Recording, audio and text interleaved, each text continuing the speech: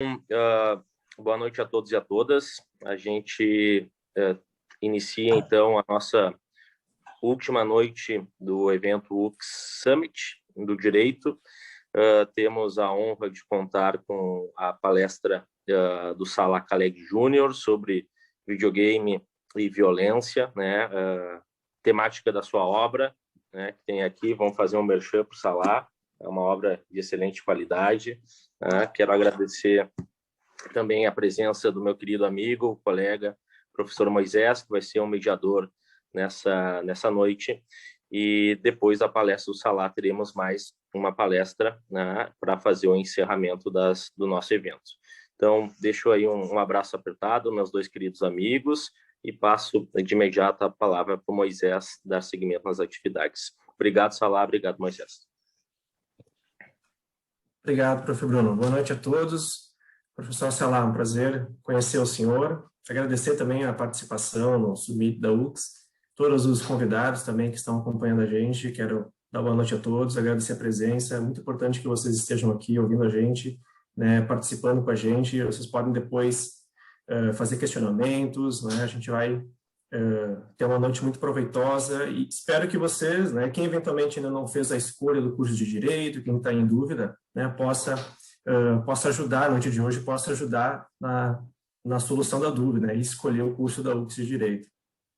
Bom, eu vou fazer uma breve apresentação do currículo do professor e, de imediato, após a apresentação, eu passo a palavra ao professor para ele começar a apresentação. Então, o professor Dr. Salah Khalek é doutor em Ciências Criminais pela PUC do Rio Grande do Sul, professor associado de Direito Penal, Criminologia, Sistemas Processuais Penais e História das Ideias Jurídicas da Faculdade de Direito da Universidade Federal do Rio Grande, da FURG, professor permanente do mestrado em Direito e Justiça Social da Universidade Federal do Rio Grande e presidente do Instituto Brasileiro de Criminologia Cultural.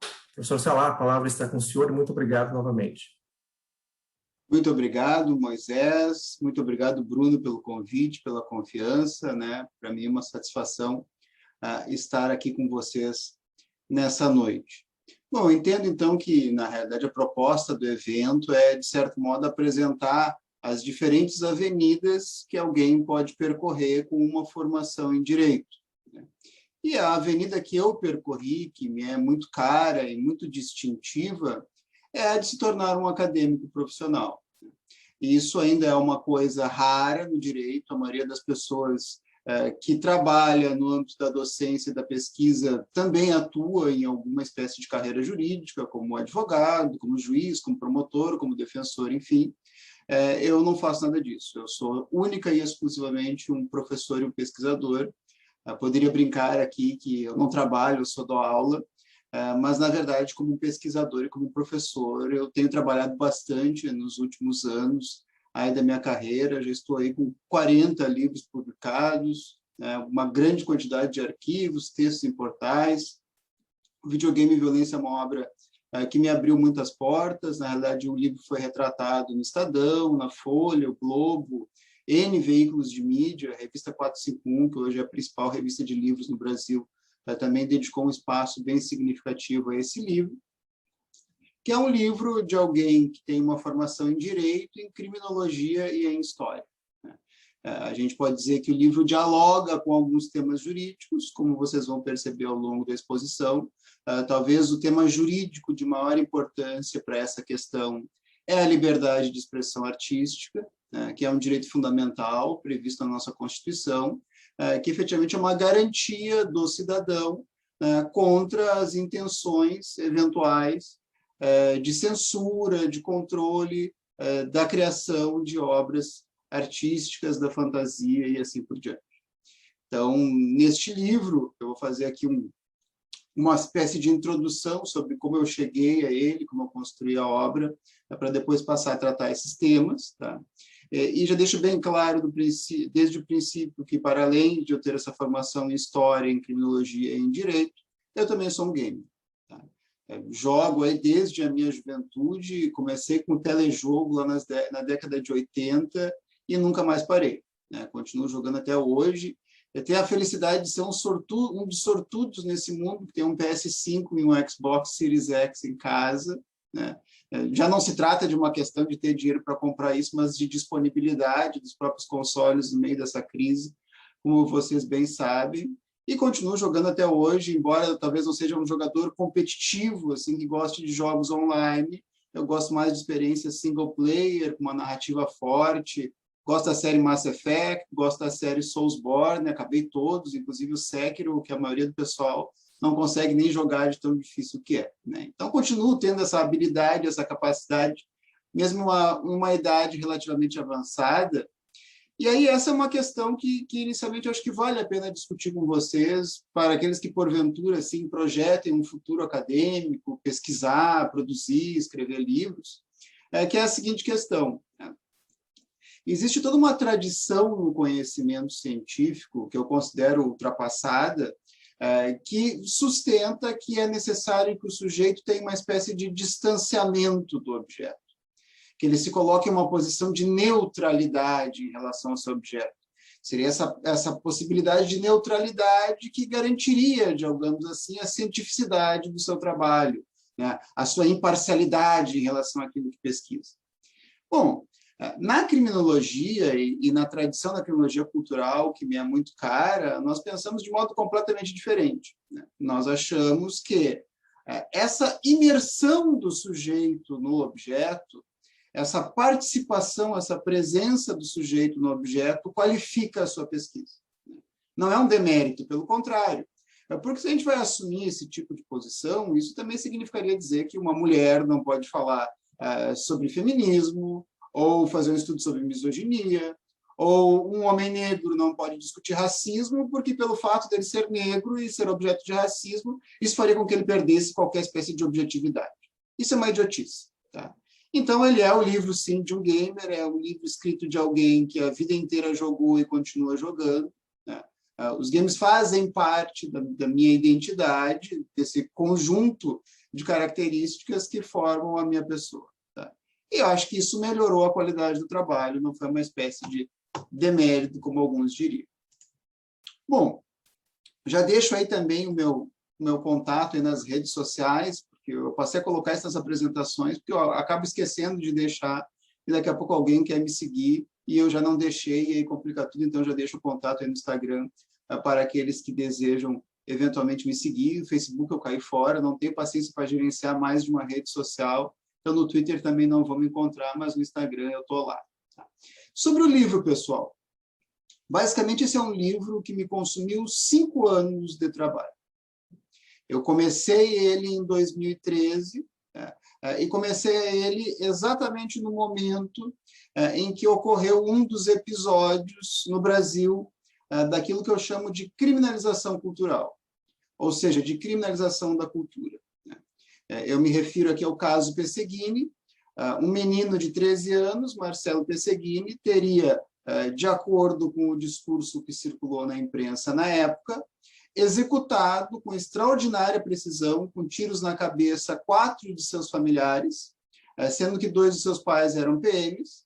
E uma vez que encontraram no Facebook do menino o seu avatar como um personagem do Assassin's Creed, começou toda uma daquelas ondas daquilo que eu defino de pânico moral. A ideia de que o consumo de fantasia, de expressões artísticas, de games, que são, digamos assim, os prediletos objetos desse processo de criminalização cultural, ou os filmes, os quadrinhos, a própria música, seriam, de algum modo, criminógenos, que nos levariam à prática de atos de violência. Bom, então eu decidi que essa era uma questão que merecia ser enfrentada academicamente, né? Até porque, embora talvez vocês não tenham noção disso, mas já são 5 décadas de cruzadas morais contra os jogos eletrônicos no Brasil e no mundo, né? Os pânicos em relação aos games se diferenciam dos pânicos em relação aos quadrinhos na década de 50 ou do rock e do pop na década de 80, porque eles foram localizados. Eles pertencem a ser uma janela muito restrita de tempo, enquanto que os pânicos em relação aos games eles se sustentam já por 5 décadas, né? Embora talvez neste momento a gente esteja enfrentando alguma espécie de esgotamento, né? Até porque os games hoje são mais populares do que nunca foram, né? Até por força da pandemia, né? Hoje, pessoas de todas as idades, né? De todos os sexos, de todas as orientações sexuais, todas as etnias, todas as raças, todos os tipos de pessoas jogam games em alguma espécie de plataforma. Em PCs, em consoles, em celulares, as pessoas jogam, né? E a indústria experimentou um boom gigantesco durante a pandemia, um dos poucos setores que experimentou um crescimento tão grande. Mas se a gente volta alguns anos atrás, a gente encontra alguns episódios bem fortes de pânico moral, e o próprio caso recente do ataque a tiros em Saudades, a uma creche, também, de certo modo, levantou novamente essas questões, porque o rapaz que invadiu aquela escola portando uma arma branca era alguém que gostava de games violentos. Então, essa questão, de certo modo, ela continua a nos rondar. Então, foi uma espécie de saga, a construção do livro me deu muito mais trabalho do que eu imaginei que poderia me dar. Na realidade, eu tive que, para encontrar, por exemplo, os episódios da década de 70, eu tive que procurar os bancos de dados digitalizados de jornais impressos da época, da década de 70 e da década de 80, né? E aí a formação em história, que eu já tinha antes da formação em direito, me ajudou bastante a tratar esse material, né? No livro, eu, inclusive, contesto a própria autoria do Marcelo Pesseguini, daquele crime, como desconstruo essa ideia de que games provocam violência.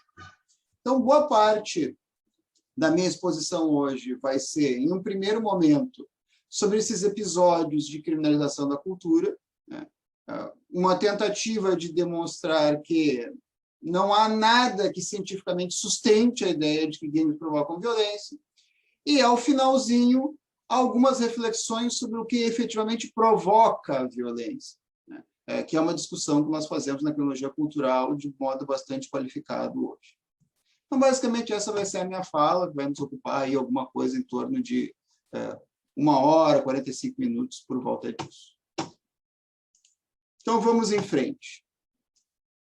Trabalhos acadêmicos, por definição, têm, digamos assim, um elemento central, que, se nós estamos falando de uma tese de doutorado, é a tese em si mesma, né? Ou seja, alguma coisa que consiga colocar em 2 parágrafos e que efetivamente represente a tua contribuição, o que tu traz de novo para aquele tema, para aquele problema de pesquisa específico.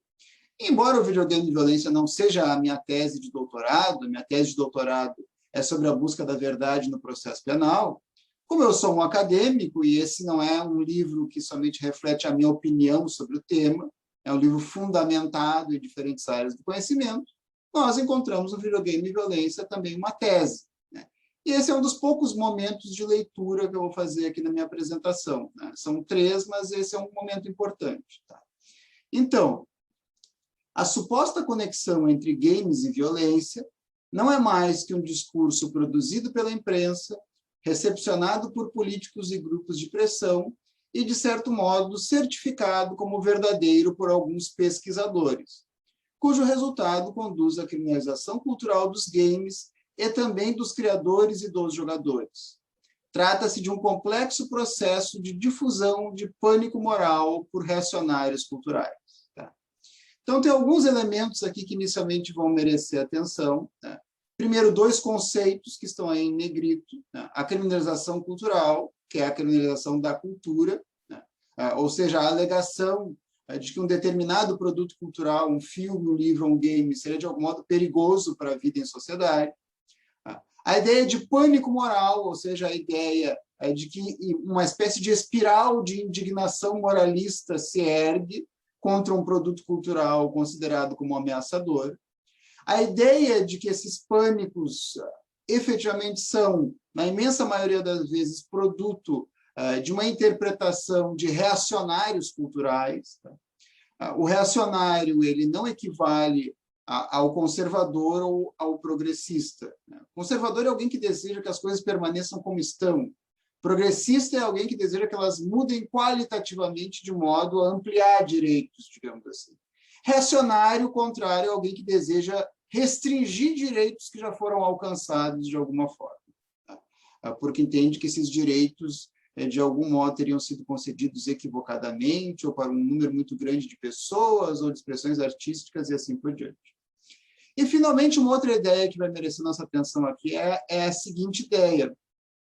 A ideia de que a criminalização cultural ela é dos games, ou seja, ela é do produto cultural, que é considerado como perigoso, mas também dos seus criadores e dos próprios jogadores. Então, os três são demonizados, né? Tanto o game, quanto aquele que o cria, quanto as pessoas que jogam, são retratados publicamente, na mídia, nas redes sociais e assim por diante, de forma demonizada. Então, inicialmente, vai nos interessar aqui um conceito, que é o conceito de criminalização cultural do meu amigo Jeff Farrell, que é um dos criadores da criminologia cultural. Essa foto é uma foto da juventude nazista queimando livros. Então, ela é uma foto que ilustra bem essa ideia de criminalização da cultura. A ideia de que determinadas expressões artísticas, literárias ou obras de arte ou produtos de entretenimento, de algum modo, seriam perigosos para a sociedade como um todo, levariam a juventude à criminalidade violenta e assim por diante. O que a gente tem é uma espécie de substituição no imaginário social do conteúdo real desses produtos por imagens demonizadas e perigosas. De modo que as pessoas passam a interpretar que essas imagens demonizadas daqueles produtos são as suas imagens reais e, por isso, de algum modo, seriam ameaçadoras para a sociedade. Se a gente vai buscar a raiz disso, também vai interessar aqui outros conceitos, né? Isso que vai diferenciar, digamos assim, o conhecimento científico, acadêmico, de uma simples opinião. Nós fundamentamos aquilo que dizemos naquilo que outras pessoas, também de modo científico e bem embasado, disseram antes de nós. Então, aqui tem essa obra que é um clássico da criminologia, o Outsiders, do Howard Becker, no qual ele trabalha com duas categorias, dois conceitos que também me ajudaram bastante. São os conceitos de empreendedores morais e os conceitos de cruzadas morais. Então, são dois conceitos que vão interessar aqui. Muito rapidamente, o empreendedor moral é alguém que tem uma visão bastante reacionária de mundo, uma visão bastante autoritária de mundo. Ele pensa que somente a sua leitura sobre o mundo, sobre a realidade, sobre a sociedade é válida e verdadeira. Todas aquelas que se diferenciam da sua são consideradas como anômalas, como desviantes, como anormais e como perigosas. Esses empreendedores morais são verdadeiramente fanáticos porque acreditam naquilo que defendem. Acreditam que se as pessoas seguissem o seu padrão moral, se conformassem à sua ideia do que é certo, todos viveriam de modo melhor, mesmo que as pessoas não concordem com isso. E justamente porque são fanáticos, são tão perigosos assim. Esses empreendedores morais costumam mover cruzadas, essas cruzadas morais, elas visam a proibição de uma expressão artística, a proibição de determinado produto cultural, a proibição de um determinado tipo de conduta, a criminalização de alguma subcultura e assim por diante. Tá? Também é um conceito que me serviu bastante aqui no videogame e violência.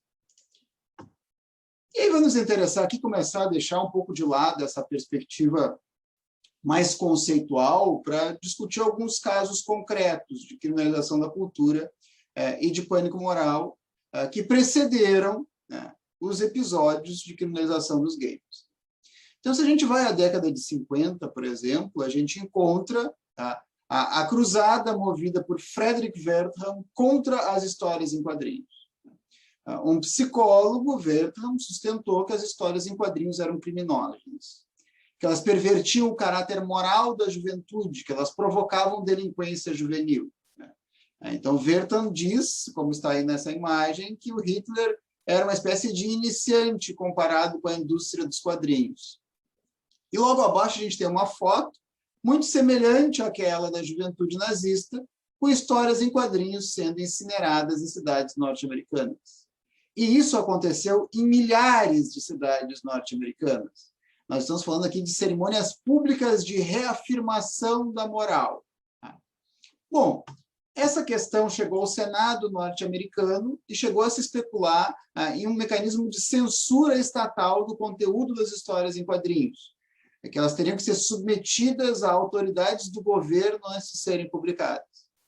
A resposta da indústria foi a criação de uma instância de certificação própria, que é o Comics Code Authority. Então, isso passou a ser uma espécie de censura in-house, né, uma censura interna que as próprias editoras passaram a fazer sobre o trabalho dos criadores, e uma espécie de garantia para familiares preocupados, né, de que o conteúdo daquela história em quadrinhos seria familiar, né, não teria nada de perigoso lá dentro. Isso provocou um atraso de décadas no desenvolvimento dessa forma de expressão artística, que são as histórias em quadrinhos, tá? Porque limitou os temas que poderiam ser retratados, e criou o estigma da qual elas não se livraram até hoje, de que são somente para crianças. Embora, se a gente vai pensar em histórias em quadrinhos como Sandman, como Watchmen, como V de Vingança, nelas a gente encontra uma narrativa que rivaliza com o que de melhor há na literatura. Não por acaso, alguns desses autores se tornaram, inclusive, autores famosíssimos de livros, como é o caso do Neil Gaiman, que é o criador do Sandman, por exemplo. Essa proibição foi seguida assim, com fidelidade canina pelas grandes editoras até essa sequência inovadora de histórias em Amazing Spider-Man, o Homem-Aranha, no início da década de 70. É uma sequência de 3 edições onde o tema da guerra às drogas é retratado como um problema de saúde pública e não como um problema de direito penal, de criminalização. Toda uma crítica é feita à questão da guerra às drogas, que, eventualmente, vocês se tornarão mais familiarizados, caso venham fazer um curso de direito, é claro. Então, essa sequência de histórias é uma sequência de histórias que circulou sem o selo do Comics Code Authority. É a primeira vez que isso aconteceu em décadas nos Estados Unidos.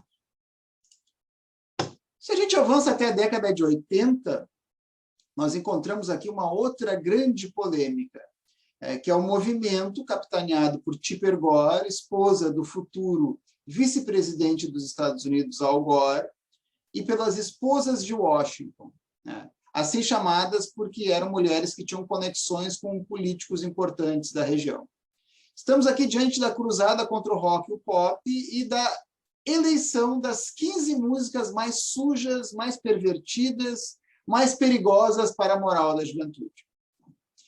Então, aí vocês vão encontrar algumas coisas mais suaves, assim como Sheena Easton, Madonna e Prince, e algumas coisas que são mais a minha praia, como, por exemplo, o Black Sabbath e o Judas Priest.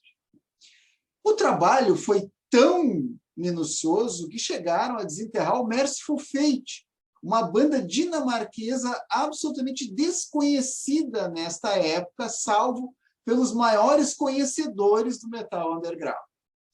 E aí a gente vê aqui os motivos pelos quais essas músicas foram consideradas perigosas, né? As letras: sexo e masturbação, violência e palavrões, utilização de drogas e álcool, oculto. O oculto é hilário. O oculto são as músicas satanistas. E aí, óbvio que nada poderia ser mais perigoso para a juventude do que uma música satanista. Quando a gente pensa nessa época, a gente se lembra de algumas mulheres incríveis e de um grande período de erupção do empoderamento feminino. Mas, se de um lado a gente tem esse empoderamento feminino libertário, um empoderamento feminino que visa maximizar os espaços de liberdade, tem também um outro tipo de empoderamento. E aí o contraste não poderia ser maior, que é o empoderamento autoritário. Aquelas mulheres que se pretendem valer da posição que socialmente ocupam para reprimir, né, as visões de mundo que não contrastam, não dialogam com as delas. Então, essa é uma foto da audiência pública que aconteceu no Senado norte-americano, no qual Tipper Gore e Susan Baker enfrentaram esses 2 simpáticos rapazes aqui, Frank Zappa e Dee Snider, vocalista do Twisted Sister. E aí esse é um momento assim, muito rico da história do rock and roll, né? E, inclusive, vocês encontram no YouTube essa audiência pública, vale a pena assistir, porque a gente olha para o Dee Snider, um cara com esse cabelo, vestido desse jeito, com esse óculos no Senado norte-americano, e é muito fácil a gente perceber, né, o que aquelas mulheres e aqueles homens devem ter pensado sobre ele. Esse cara é um roqueiro drogado, que não vai falar coisa com coisa. E é um negócio sensacional, porque ele vai lá e ele destrói com todo mundo. Eles não têm condições de argumentar com ele. Ele vai lá e, ponto a ponto, destrói todas as acusações que são feitas contra as músicas dele, demonstrando que o problema estava na subjetividade autoritária de quem as lia de forma distorcida. O resultado dessa cruzada foi semelhante à contra os quadrinhos. Foi criada uma tarja, o Parental Advisory Explicit Lyrics, que indicava que naquele CD, naquele cassete, naquele LP, havia letras promíscuas, perigosas para a juventude. Bom, aqui nos deparamos com um paradoxo muito interessante e que vale para os games também. Logo se percebeu que essa tarja fazia com que os CDs, LPs e cassetes vendessem mais. Eis o paradoxo. E como fazia com que vendesse mais, os artistas, as bandas começaram a propositalmente compor músicas cada vez mais promíscuas, mais perigosas para a moral, justamente para aumentar a visibilidade dos seus próprios produtos. Então, vejam o paradoxo. Na realidade, essa cruzada dá mais visibilidade àquilo que pretendia combater. Um outro caso semelhante a esse, eu vou falar logo em seguida, mas agora vale a pena a gente fazer uma parada para falar do grande livro do meu amigo Jeff Farrell, que é o Crimes de Estilo, um livro que vai sair daqui a alguns meses no Brasil. A tradução é minha, eu sou o coordenador dessa coleção, e é um livro no qual o Jeff Farrell retrata a criminalização da subcultura do grafite na cidade de Denver, na virada dos anos 80 para os anos 90. Então, ele vai tanto retratar essa subcultura do grafite, o grafite como uma forma de expressão artística, como a repressão contra o grafite, que é movida pelo prefeito da cidade, e uma série de pessoas que consideravam o grafite perigoso, ameaçador e assim por diante. Um outro episódio de criminalização da cultura também. E sobre o Brasil, vale a pena falar muito sobre este caso aqui. Tá? É muito pouco provável que vocês não conheçam essa imagem. É uma imagem que circulou pelas redes sociais brasileiras há alguns anos atrás. E circulou por quê? Porque foi movida uma cruzada contra essa exposição, a exposição queer no Santander Cultural. Foi movida uma cruzada na qual se argumentava que essa exposição artística era uma exposição atentatória contra a moral e que essas obras, essas pinturas, essas esculturas e assim por diante, e mais destacadamente esta obra especificamente, provocariam pedofilia. O texto mais lido sobre essa questão no Brasil na época é meu, esse texto que está aí compartilhado, teve quase 5.000 compartilhamentos, no qual eu trabalho com essas questões justamente a partir dos conceitos de pânico moral e de criminalização da cultura. E aqui, novamente, vale a mesma provocação. Se essa obra ela é capaz de nos tornar pedófilos, se ela é capaz de fazer com que a gente pense seriamente em pedofilia, embora jamais tenhamos cogitado isso em qualquer momento das nossas vidas, então, tudo que essas pessoas conseguiram com essa cruzada foi fazer que um número infinitamente maior de pessoas tomasse contato com essa obra, e, consequentemente, se a gente aceita a ideia de que ela provoca pedofilia, de que mais crianças tenham sido molestadas e se tornado vítimas no Brasil por causa de tudo isso. Então, vejam como isso é algo que não faz o menor sentido.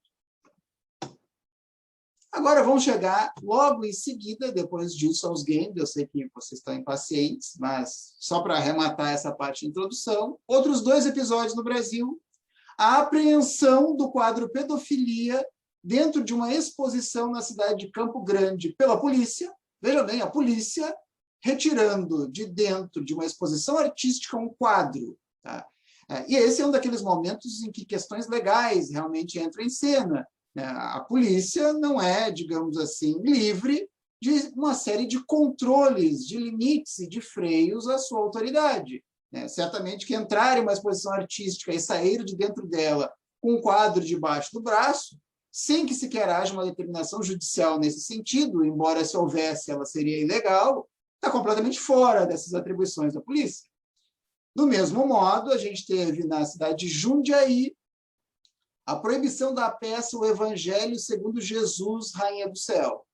Temos aqui uma Jesus Cristo transgênero e a proibição dessa peça por um juiz daquela cidade que a considerou atentatória à moral. Isso é aquilo que no direito nós chamamos de ativismo judicial. O juiz deixa de lado o direito, ele deixa de lado o ordenamento jurídico por completo e julga com base na sua própria moral, com base na sua própria ideia do que é certo, do que é justo, do que é correto. E isso é tudo que um juiz não deve fazer em hipótese alguma. Tá? Então, não tenham esse tipo de mentalidade. Eu quero ter a caneta, porque aí eu vou decidir, e aí o mundo vai transcorrer de acordo com as minhas regras do que é certo e do que é errado. Não. Tá? O juiz é um garantidor de direitos fundamentais, tá? É alguém que está lá para fazer valer a Constituição e assegurar o espaço de liberdade de todos nós. Se a gente aceita algo diferente disso, bom, pode ser que hoje vocês concordem que alguma coisa seja proibida, mas amanhã não. E aí quem é que vai nos defender das pessoas que vão fazer essas escolhas por nós, no nosso lugar? Então, esse é o perigo contra o qual a gente sempre deve estar vigilante. Bom, chegamos aos games e a primeira cruzada contra os games. A cruzada contra o jogo Death Race, que realmente é um perigo enorme para a vida em sociedade, como vocês terão a possibilidade de testemunhar detidamente agora.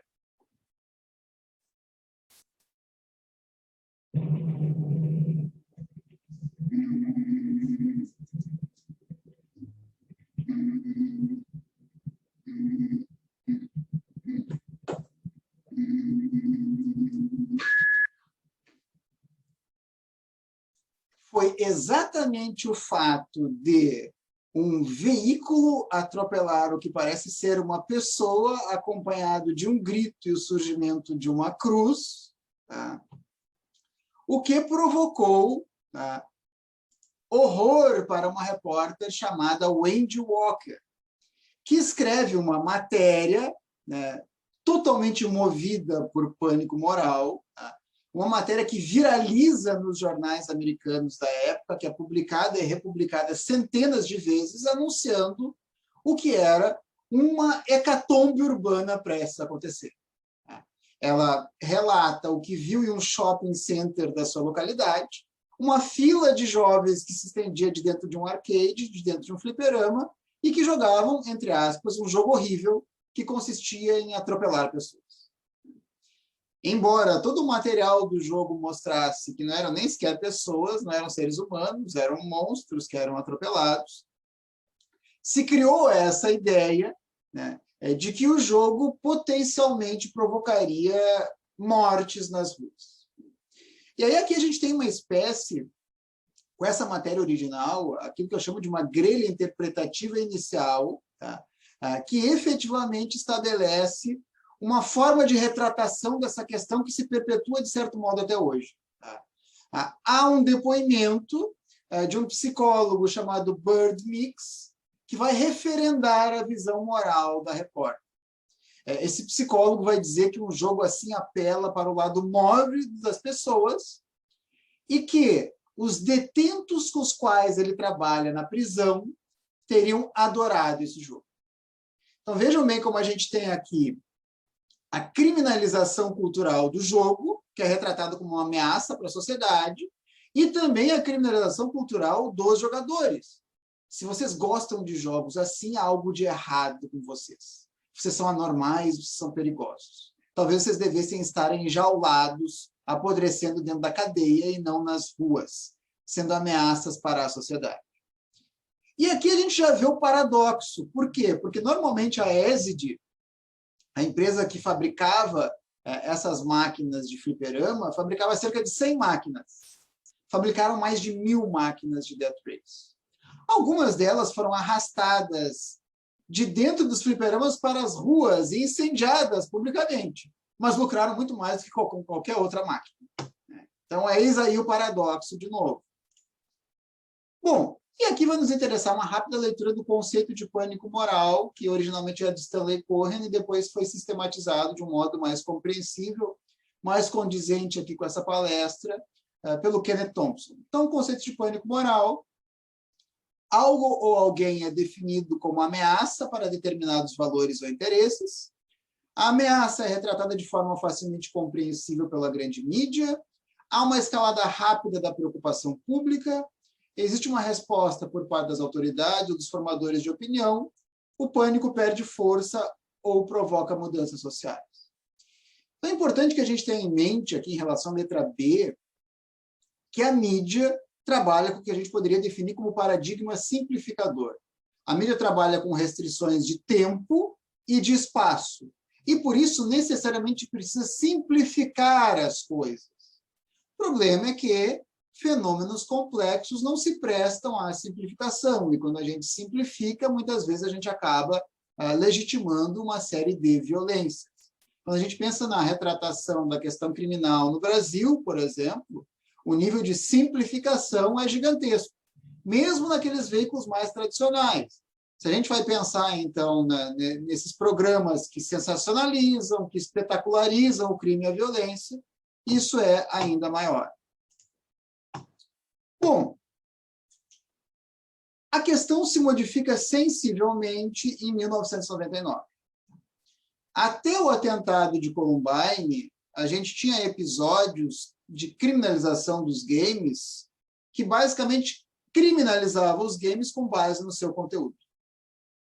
Mas ainda não havia sido estabelecida de forma explícita, publicamente, essa conexão entre videogame e violência. Ninguém havia dito que um jogo específico teria provocado um episódio de violência real. Essa cadeia que faltava, digamos assim, para essa retórica autoritária, veio com o atentado de Columbine. Então, em 1999, esses dois rapazes aí flagrados pelas câmeras da escola na qual estudavam, invadem a escola munidos de armas de fogo semiautomáticas e executam todas as pessoas que eles encontram. São mais de 10 mortes. Na realidade, os seus planos eram muito mais ambiciosos. Eles pretendiam explodir o colégio inteiro, pretendiam fugir do colégio atirando contra todas as pessoas que encontrassem, sequestrar um avião e jogar esse avião contra as torres do World Trade Center. Isso antes do 11 de setembro acontecer. Então, os planos deles realmente eram muito ambiciosos, mas, por sorte, os explosivos falharam. E quando os explosivos falharam, eles tiveram que invadir a escola. Bom, eu vou deixar, como eu falei para vocês, para o final da palestra, para discutir de modo mais aprofundado o que leva as pessoas, o que leva seres humanos a protagonizar atos tão horríveis de violência. Tá?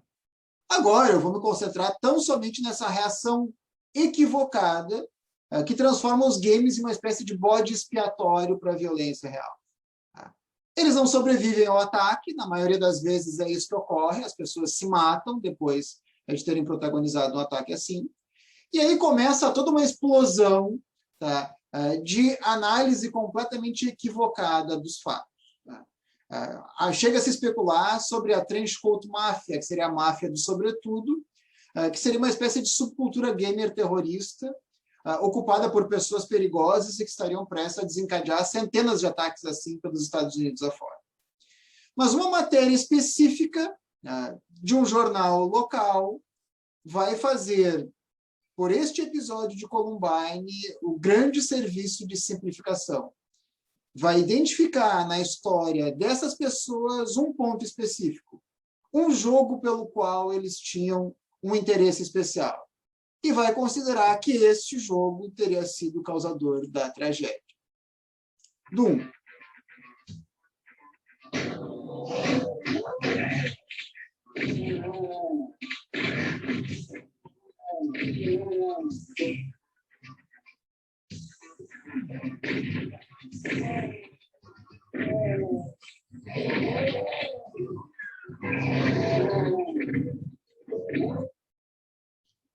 Permanece impressionante até hoje. Eu me lembro quando isso saiu, eu tentava rodar o jogo num 386 DX40 e o negócio se arrastava, parecia um slideshow. Eu troquei de computador para conseguir rodar bem esse jogo, que foi o jogo, digamos assim, que concretizou a promessa do Wolfenstein 3D, que foi o primeiro FPS, o primeiro first-person shooter. Então, o Doom é um jogo que revoluciona para sempre os games, tá? Com certeza é um dos jogos mais influentes da história, né? E um jogo que, se a gente joga ainda hoje, num quarto escuro com fones de ouvido, ainda dá calafrios. E um jogo que, nos níveis mais avançados de dificuldade, não é para qualquer um. Bom, chegou a se especular sobre o fato desses rapazes terem criado níveis de Doom que se assemelhavam à escola de Columbine e treinado para o ataque neles, o que jamais ficou comprovado. Se a gente pega a imprensa da época, a gente pega as grandes revistas norte-americanas, a Time, os jornais e assim por diante, um destaque maior foi dado para Doom e outros games violentos, e também para outras formas de expressão artística. O Marilyn Manson foi um que teve a carreira praticamente destruída também por causa disso. Essas formas de expressão artística ocuparam mais espaço nos jornais do que os próprios atiradores, do que as suas eventuais razões. Então, é criado uma espécie de bode expiatório para a violência real. Tá? Depois eu vou deixar de modo muito claro por que se fala de games, né, e não de outras questões quando acontecem esses episódios, né? Porque com isso a gente desvia o foco do que interessaria discutir, digamos assim. E a gente leva quase uma década para ter um estudo fundamentado sobre Columbine, que é o grande livro do jornalista americano Dave Cullen.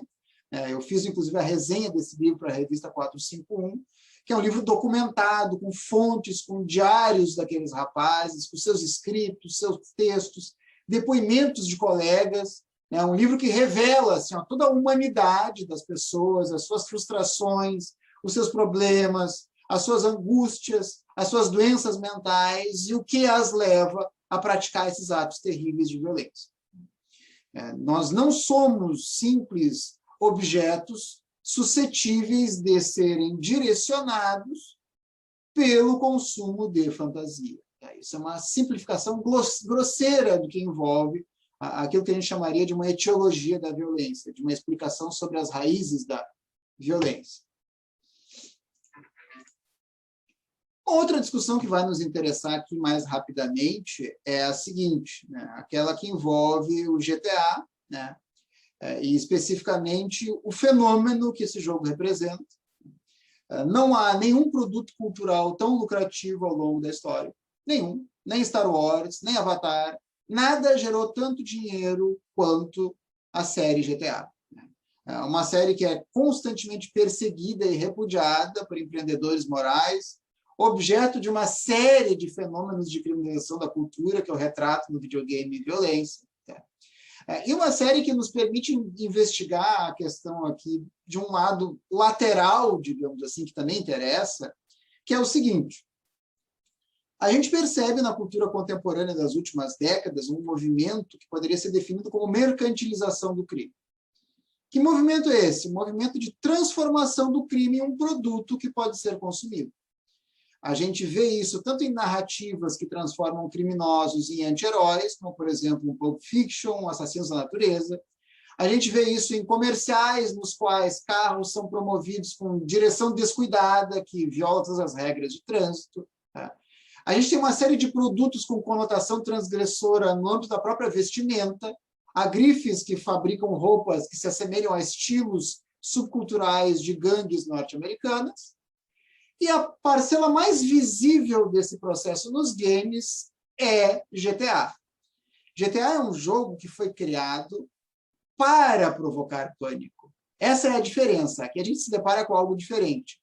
Um publicitário foi contratado para pensar em situações dentro do jogo. E esse publicitário foi capaz, inclusive, de antecipar quais seriam os veículos de comunicação que reagiriam de forma ultrajada àquilo que a gente encontrava no jogo. Então, também interessa pensar no pânico moral como algo que, às vezes, é provocado deliberadamente pelos criadores de jogos. É o caso da cena de tortura realizada pelo Trevor no GTA V. É uma cena que se sabia que seria polêmica e é criada assim propositalmente. Como é o caso também da fase do atentado terrorista no aeroporto do Call of Duty Modern Warfare 2. E agora a razão pela qual esse jogo, como outros jogos que envolvem narrativas criminais, como também as próprias séries, os seriados, Os filmes que trabalham a questão criminal são tão atraentes, né, que é uma especulação que eu faço no videogame violência, porque, na realidade, elas apelam para um fundo que é existencial. Nós desejamos experimentar, por meio dessas expressões artísticas, as sensações que gravitam em torno de eventos criminais. A gente pretende experimentar as sensações que decorrem do enfrentamento com o controle social, da libertação de todos os limites, de todos os controles, de todas as regras da sociedade. Isso porque a gente se encontra sufocado por uma série de controles, os controles do trabalho, das contas, dos impostos, das convenções sociais. E isso, de certo modo, é uma maneira de se ver livre de todos esses limites.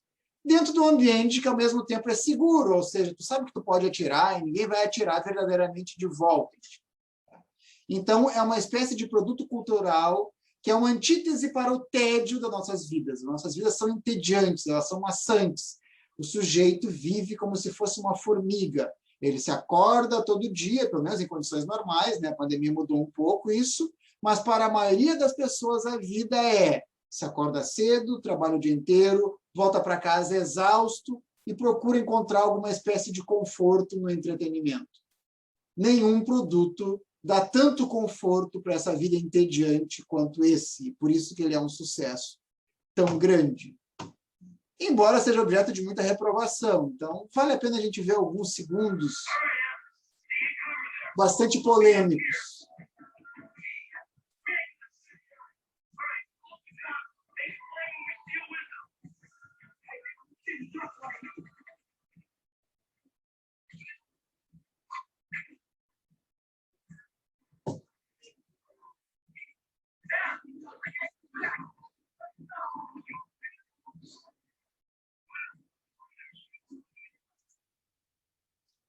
É difícil que cenas assim, né, deixem de ser objeto de indignação e reprovação para algumas pessoas. Tá? Mas o que a gente tem que pensar, e pensar juridicamente aqui, é o seguinte: a gente não pode ter um critério diferente para os games do critério que a gente utiliza para outras expressões artísticas. Se a gente proibisse os jogos violentos, que são jogos destinados ao público adulto, com base no fato de que, eventualmente, eles podem cair nas mãos de crianças, nós teríamos que fazer o mesmo com os livros, os filmes e com as séries também. Nós eliminaríamos boa parte do entretenimento adulto e acabaríamos com uma série de liberdades constitucionalmente garantidas. Então, em alguns casos no Brasil, decisões que depois foram revertidas judicialmente, inclusive, alguns juízes fizeram justamente isso. Proibiram Counter-Strike, EverQuest, por exemplo, jogos destinados para o público adulto, com base no Estatuto da Criança e do Adolescente para proteger crianças. Bom, isso é completamente equivocado. Todos os consoles contemporâneos têm mecanismos de controle de acesso. Basta que um familiar preocupado crie um usuário para o seu filho, limite a faixa de acesso, e ele não vai ter como jogar um jogo destinado para o público adulto naquele console. Eu não estou dizendo que GTA é adequado para crianças. Acho que não. Não é adequado para crianças porque isso envolve questões de formação da subjetividade, de maturidade, de amadurecimento. Não porque se uma criança tomar contato com esse produto cultural tão perigoso, ela vai se transformar numa matadora em série. Isso continua sendo ridículo igual, tá? Mas acho que crianças não devem jogar esses jogos. Eu tenho uma filha de 5 anos de idade, jogo muito com ela e, obviamente, jogo jogos que são condizentes com a faixa etária dela. A gente não precisa seguir assim, o sistema de classificação indicativa de forma religiosa, por exemplo. Não é como se uma criança com 5 ou 6 anos não pudesse jogar um jogo para a faixa etária de 10 anos. Isso depende da sensibilidade dos pais, daquela criança particular e assim por diante. Mas certos limites devem ser observados, né? E, sem dúvida, essas tentativas de censura são perigosas. Tá? E eu me espantei ao longo da construção do livro, porque a gente tem mais de 10 projetos de lei no Congresso Nacional que visam proibir jogos. Alguns deles, por exemplo, visam proibir jogos que contenham violência contra policiais. E aí, logicamente, vai ter que proibir o jogo no qual o policial é protagonista também, no qual o jogador é policial, porque haverá violência contra policiais, os adversários atirem policiais, né? E há jogos que definem como violento o jogo no qual o jogador efetuou qualquer espécie de disparo, o que vale para o Super Mario também, com essas bolas de fogo. Então, realmente, a coisa é muito insensata. Há pesquisas que dizem que os games provocam violência, que provocam agressividade, que provocam dessensibilização. Essas pesquisas são pesquisas no âmbito da psicologia social, tá? Psicologias que são principalmente desenvolvidas por dois nomes, né? Que são Brad Bushman e Craig Anderson. Pesquisadores que fizeram o seu nome logo após Columbine, desenvolvendo pesquisas que, entre aspas, comprovavam que os games violentos provocavam agressividade e dessensibilização. Esses autores chegaram a dizer, inclusive, que o efeito era equivalente ao de fumar e adquirir câncer de pulmão. O que é absolutamente ridículo. Quando a gente fala em fumar cigarros e adquirir câncer de pulmão, a gente tem consenso na comunidade científica. Os procedimentos para determinar se alguém tem câncer de pulmão e como ele veio adquirir esse câncer de pulmão são universais. São os mesmos adotados no Brasil, na China, na Noruega e na Indonésia. São os mesmos procedimentos. Quando a gente fala em pesquisas que sustentam que os jogos provocam violência, a gente tem um grande dissenso. O que a gente tem é uma série de pesquisadores financiados por organizações anti-games, foram pagos, são pesquisas pagas para dizer algo que já está definido desde o princípio, que é péssimo conhecimento científico. E pior, são experimentos do estilo rato de laboratório. Tu vai lá e tu pega um grupo de universitários, tu bota uma parte deles para jogar um jogo violento, uma parte para jogar um jogo não violento, e aí depois tu usa alguma medida laboratorial de agressividade. Para vocês terem uma ideia das medidas, tem um estudo em especial que é o mais hilário de todos. As pessoas são divididas em dois grupos, jogam games violentos e não violentos, e depois disso devem colocar uma quantidade de molho picante num copinho plástico para que um degustador o aprecie.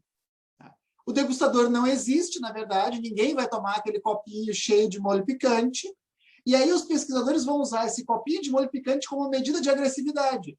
E vão dizer o seguinte, olha, o pessoal que joga games violentos colocou mais molho picante nos copinhos do que os que jogaram jogos não violentos. Portanto, jogos violentos provocam violência. Esse é o conhecimento científico.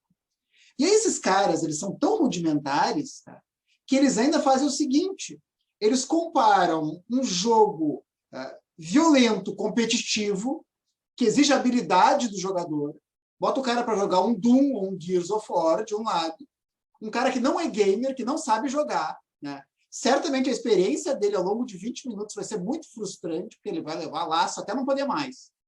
E o outro sujeito, que também não é gamer, vai jogar uma coisa assim, tipo Lemmings, tipo Tetris, tipo Myst. Vai jogar um jogo que não é violento, mas que também não é nada competitivo. Então, nem sequer considero essa variável. Para além disso, sobre psicologia social em geral, eu sou muito crítico desses experimentos estilo rato de laboratório, e o Open Science Project deixou isso muito claro. O que é o Open Science Project? Um projeto que foi levado a cabo por centenas de pesquisadores e que visava replicar os resultados de estudos feitos anteriormente. Então, por exemplo, tem uma pesquisa lá que reuniu 100 pessoas e colocou essas pessoas a consumir uma X quantidade de café durante 3 meses. E aí, no final desses 3 meses, eles foram lá e mediram as taxas dos caras e concluíram que o café provoca tais reflexos no organismo. Bom, eles pegaram e tentaram refazer esse estudo e centenas de outros. Reuniram outras pessoas, anos depois, aplicaram as mesmas coisas, tentaram chegar aos mesmos resultados. Qual é o índice de resultados equivalentes a que chegaram? 20%. Em 80% dos estudos, eles não chegaram ao mesmo resultado. Embora tentassem deliberadamente chegar ao mesmo resultado. Então, isso pode dizer muitas coisas. Pode dizer que o estudo original estava certo e o novo estava errado. Pode dizer que nenhum dos dois está certo. pode dizer que aquele estudo foi somente sobre como aquelas pessoas reagiram naquela época das suas vidas ao consumo de café. E, portanto, não vale para mais ninguém nesse mundo, além de para aquelas pessoas. Agora vamos falar um pouco do porquê dos games serem eleitos como bode expiatório para a violência real. É por causa da questão das armas de fogo. É nos Estados Unidos que essa questão é forte. Sempre que a gente tem um ataque a tiros, e eles acontecem assim, com assustadora regularidade nos Estados Unidos, surge uma discussão sobre o controle da posse de armas de fogo, e principalmente das armas de fogo semiautomáticas, que podem ser compradas com facilidade nos Estados Unidos, e sem as quais esses massacres ou não teriam acontecido, ou não teriam provocado a mesma quantidade de mortes. Então, essa questão, efetivamente, é uma questão central. Esse debate surge, e aí a resposta dos republicanos, da Fox News e da National Rifle Association, que é uma organização dedicada aos direitos proprietários de armas de fogo, é a seguinte: não são as armas de fogo que provocam mortes, são os games. Isso foi dito abertamente pelo Wayne LaPierre, que era o presidente da National Rifle Association no início da década passada, logo após o atentado de Sandy Hook. E a gente tem um tweet do Trump, da mesma época, antes de ser presidente, dizendo que a glorificação da violência nos games estaria provocando o surgimento de monstros. Um outro caso que merece menção é o do atentado na base naval norte-americana e da proposta feita na Fox News pela Elizabeth Hasselbeck, âncora daquela rede de televisão, que disse o seguinte: o nosso foco está errado. Nós não temos que nos preocupar com armas semiautomáticas, com controle de armas de fogo, com checagem de problemas mentais, com um sistema federal de controle de armas de fogo. Nada disso nos interessa. A gente tem que ter controle sobre quem compra jogos violentos. Com que frequência essas pessoas compram jogos violentos? Essas pessoas são perigosas, nós temos que controlá-las. Então, é um desvio de foco total e completo. Há alguns anos atrás, no início do seu mandato, o presidente Donald Trump, logo após o atentado de Stoneman Douglas, convoca uma reunião na Casa Branca para discutir os ataques a tiros em escolas. O foco dessa reunião, os games violentos, e não o controle de armas de fogo. E vale a pena apontar aqui algumas estatísticas que são difíceis de discordar. Tá? Nos Estados Unidos existem 270 milhões de armas e 90 incidentes com armas de fogo que provocaram uma quantidade significativa de mortes acontecendo de 1966 a 2012. Nenhum outro país tem mais do que 46 milhões de armas e 18 incidentes. 4,4% da população mundial é composta por norte-americanos, mas 44% das armas do mundo pertencem a norte-americanos. 31% dos atiradores em qualquer contexto são norte-americanos. Então, aqui é inevitável perceber que a maior acessibilidade a armas de fogo, e principalmente a maior acessibilidade a armas de fogo semiautomáticas para pessoas que atravessam determinadas circunstâncias existenciais e pessoais, tornará mais fácil para que essas pessoas tenham essas armas e venham a provocar muitas mortes. Se a gente vai pensar no caso recente de Saudades, já foi estabelecido que o rapaz foi lá e invadiu aquela escola de educação infantil com uma arma branca porque não conseguiu arma de fogo e, por isso, teve que eleger um alvo mais vulnerável. Se ele tivesse tivesse obtido uma arma de fogo semiautomática, provavelmente seu alvo teria sido mais ambicioso do que aquele que foi, e mais mortes ainda, possivelmente, teriam sido provocadas. Então, desde a perspectiva jurídica, aqui é importante apontar esse dispositivo da nossa Constituição Federal, no seu artigo 5º, que é aquele dedicado aos direitos fundamentais, especificamente no inciso 9, é livre a expressão da atividade intelectual, artística, científica e de comunicação, independentemente de censura ou de licença. Essa é a nossa Constituição, é o nosso espaço de liberdade, pelo qual nós temos que brigar. Bom, E agora, me encaminhando para a parte final, que eu havia adiantado, tá? Vocês podem dar uma olhada lá no Instituto Brasileiro de Criminologia Cultural, do qual eu sou presidente, que é um instituto de criminologia, né, dedicado a, entre outras análises, uma análise sobre a questão da violência. Em anos recentes, a gente teve a felicidade de traduzir aí alguns livros bastante importantes, né? O Criminologia Cultural, um convite, do Jeff Ferrell, Keith Hayward e Jock Young, que, desde a minha perspectiva, é o livro mais importante de criminologia do século XXI, e também o Explorando a Criminologia Cultural, que é um livro no qual eu escrevo juntamente com o Keith Hayward, do Jeff Ferrell, e também o Álvaro Oxley da Rocha. Vocês encontram esses livros na Amazon, bem como o Videogame e Violência também.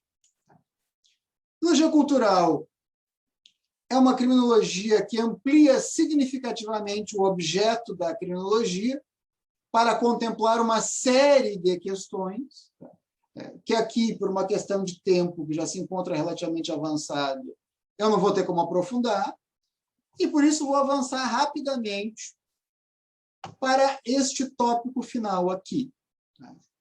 Na criminologia cultural, a gente pensa a violência como um fenômeno existencial. A violência nunca é só uma troca física, ela também é uma troca simbólica. É um meio através do qual alguém pretende resolver questões de fundo existencial. É um meio através do qual alguém pretende se empoderar. Quando alguém bate em outra pessoa, essa também é uma troca simbólica. Essa pessoa está obtendo determinadas recompensas subjetivas, ela se empodera, ela projeta signos de sujeição no outro. A violência doméstica, por exemplo, é uma performance de gênero através da qual o homem afirma a superioridade do seu gênero diante da sua esposa, da sua companheira, enfim. As pessoas que praticam esses ataques são pessoas que têm problemas significativos de âmbito social, de relacionamentos, muitas vezes têm doenças mentais não identificadas ou que não estão sendo tratadas. Essas pessoas muitas vezes convivem com subculturas que prosperam na Deep Web, nas quais os atiradores são heróis.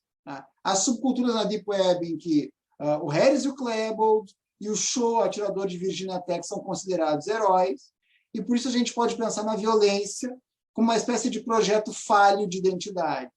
Tem uma pessoa que, praticando esses atos, pretende, de algum modo, se tornar imortal nessas subculturas. Pretende alcançar algum tipo de perenidade, pretende se tornar um herói para além dessa vida finita e mundana que viveu. E no caso de Christchurch, por exemplo, a gente teve um ataque a tiros transmitido ao vivo em redes sociais. O que levanta questões sobre aquilo que na criminologia cultural a gente chama de vontade de representação. As redes sociais criaram um fenômeno. Hoje, todos são produtores de conteúdo. A gente produz conteúdo, coloca em rede social e pretende experimentar sensações que decorrem do gozo, da liberação de dopamina, da curtida, do comentário. Do mesmo modo, a gente experimenta essas sensações de prazer quando vence um adversário no jogo online, quando tira uma nota boa numa prova, quando come chocolate, a gente tem a liberação de dopamina.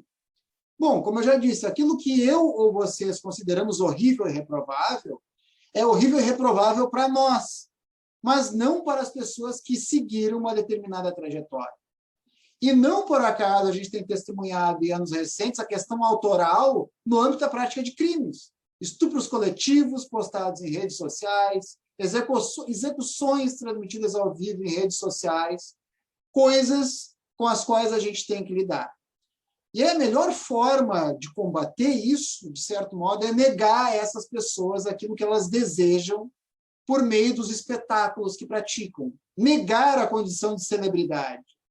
Então, por exemplo, na Nova Zelândia, que é um país bastante sensato, e que, aliás, deu cabo da pandemia antes de qualquer outro lugar do mundo, o atirador de Christchurch não foi identificado publicamente.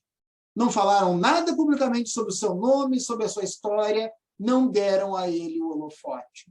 Quando a gente faz isso, quando a gente divulga, quando a gente promove, quando a gente dá espaço nos jornais, quando a gente fala sobre a vida dessas pessoas, quando a gente dá vazão às suas histórias, não é por acaso que todas essas pessoas tentam se matar ao final e deixam relatos, deixam diários, querem explicar suas razões, querem que a sua história seja conhecida. E quando a gente faz isso, a gente dá a elas o que elas querem e incentiva mais pessoas a fazerem a mesma coisa.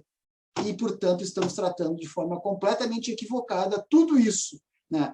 Falando de games, quando as razões são muito mais complexas e muito mais profundas, quando a gente deveria ter algum tipo de rede social para identificar que espécie de pessoas estão passando por dificuldades, uma rede de proteção com psicólogos em cada escola para perceber as angústias das pessoas, uma atenção especial ao que as pessoas escrevem em redações, se maltratam animais. Existem certos previsores desse tipo de comportamento, e quando a gente fala em game, a gente não está falando em nada disso, está falando da coisa errada e fazendo a coisa errada, dando vazão para mais desastres.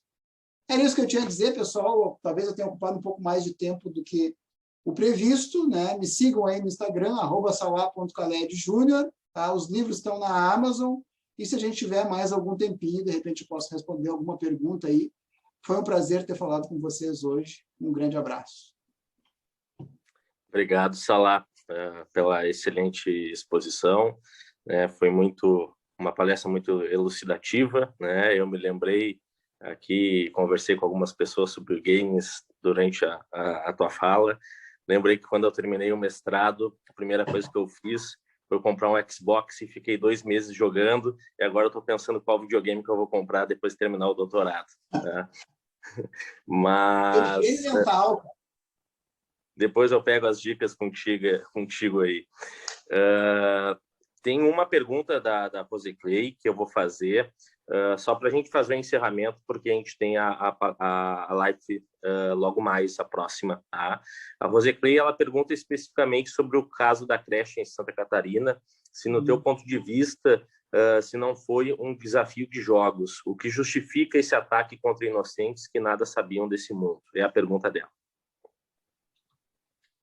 Bom, vamos lá.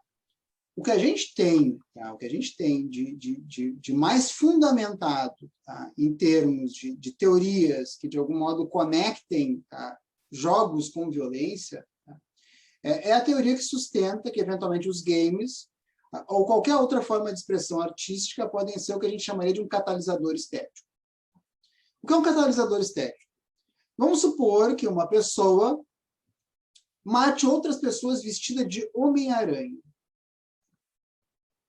A gente diria que o personagem Homem-Aranha, que a história em quadrinhos Homem-Aranha provocou aquele assassinato, a gente não diria isso. O que a teoria sustenta basicamente é o seguinte, tá? Que alguém que pretende realizar um ato de violência, por razões de fundo existencial, tá? Por causa das angústias que enfrenta, e quando a gente vê o caso daquele rapaz, a gente vê que ele é um jovem recluso, que tinha dificuldades sociais. A investigação está vendo a questão da participação em subculturas, na Deep Web e assim por diante. Então, o que se diz é basicamente o seguinte: se a gente retira o produto cultural de cena, a violência aconteceria igual, só que não teria aquele colorido. A expressão artística pode dar o colorido para a violência, mas jamais causá-la. E a gente teve até casos, né? O Bruno vai reconhecer o meu argumento agora, a gente teve até casos de pessoas, tá, que praticaram atos de violência e depois disseram que praticaram esses atos de violência porque foram influenciados por games. Aí alguém vai dizer o seguinte: mas Salá, nesse caso não fica clara, não fica evidente a conexão, a própria pessoa está dizendo que foi por causa de um game que cometeu o crime. Não. O Bruno vai entender muito bem o que eu estou falando agora.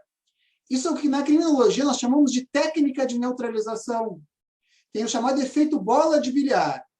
O delinquente cria um discurso, uma argumentação que permite a ele preservar uma imagem positiva de si próprio.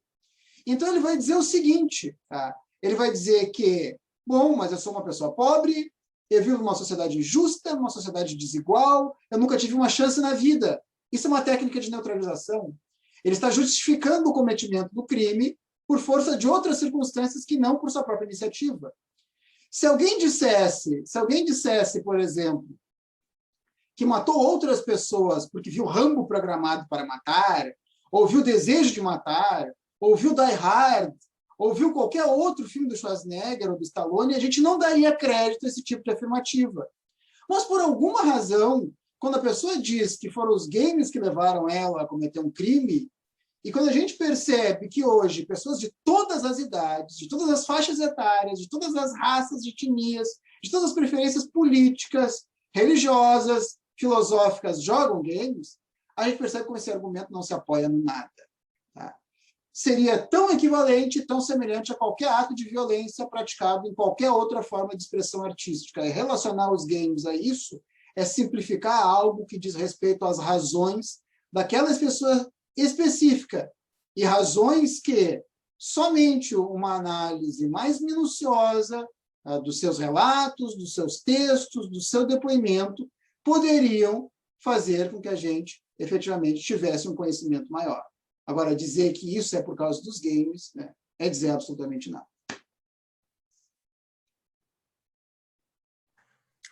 Excelente, Salah. Então, muito obrigado pela tua participação, pela tua presença. A gente vai ter que encerrar por aqui, né, em virtude da próxima palestra, mas te agradeço muito pela participação, né? As portas da universidade estão sempre abertas a ti, né? Quando quiser, fique à vontade. Espero que a próxima vez seja presencial, após a pandemia, que a gente possa tomar um vinho aqui na Serra, né? E, no mais, fica aí um forte abraço e os meus agradecimentos, e convido todo mundo que está assistindo para migrar para a próxima live, tá bom? Obrigado mesmo, Salah. Grande abraço, Bruno. Até a próxima. Valeu. Até.